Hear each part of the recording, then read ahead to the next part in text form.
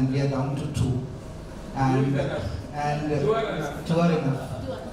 I had a similar experience 2 years back when I came to talk about technology. And since today most of the talk has been dominated by technology, and we are going to talk about curriculum, let us talk about curriculum first. If I ask you, what should be the curriculum for IT from grade 1 or it's in nursery to grade 8, what would be your answer? If I ask you, what should be your curriculum for IT, or what should you be teaching in IT, or what should it be the students be discovering in IT from nursery to grade 12, what would it be? Talking about the functioning of the computer and how, grade 1, Okay. before that, the child could just simply understand the function. How the computer works, okay? That is basically the concept of each and every computer textbook available in the market today. What else? We are all a community of educationists who have done something innovative, who have done something new, who have brought things into education which people would first stutter to think about. So what do you think should be the... I'm not a technology person, I'm a master's in English, but I have a great liking or great tendency to like technology. So what do you think should be, keeping in mind, it was repeated in one of the sessions before as well, that something is going to become a life skill in the near future.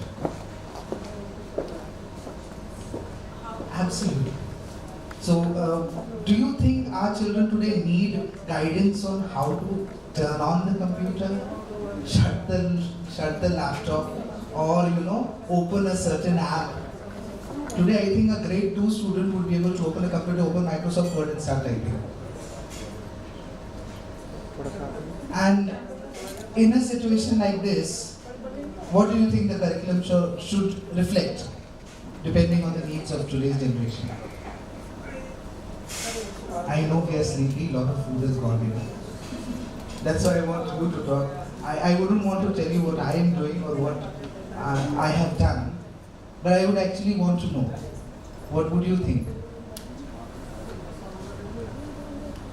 Okay, here's what I have done in grade 6 to 8. We have completely removed textbooks of computer, right from grade 1 to grade 8.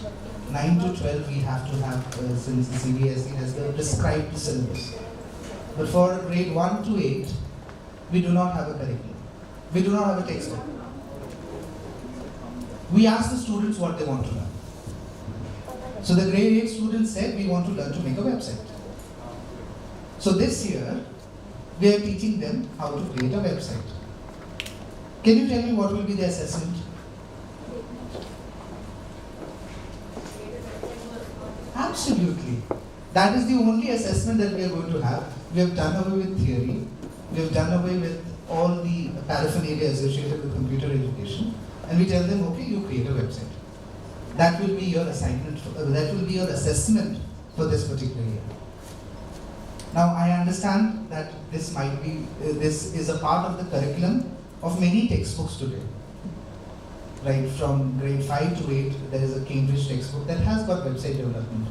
But they teach HTML, or they will teach you tags. Their assessment would be, what is a tag?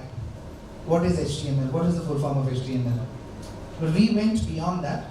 The teachers collaborated with the students to understand what they would like to learn. So, coming to what curriculum should be, the curriculum should be what the children would want to learn. Now, it is not a very, it is not an achievable target in other subjects. Since we have got a specific defined set of subjects to cover, topics to cover, defined set of things to finish. And that's where the flexibility with the curriculum is a problem. But I feel that also can be solved. I believe that if we have something called attainment targets for each student and a class as a whole, and we benchmark students.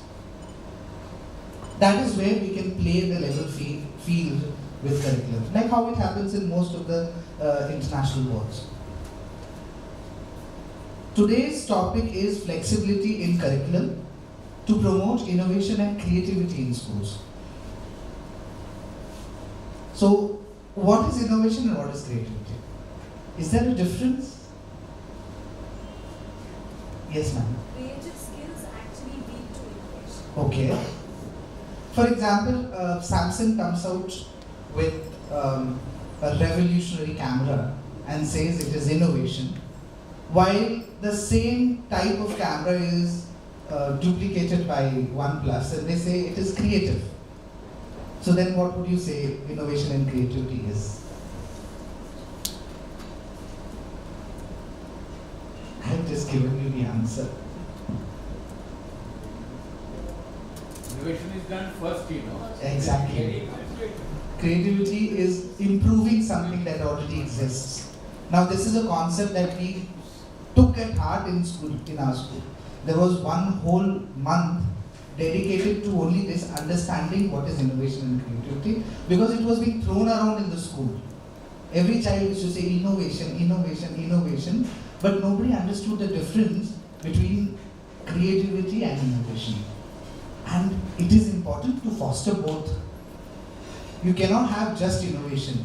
We should tell our children that it is not only important to innovate, it is important to be creative as well.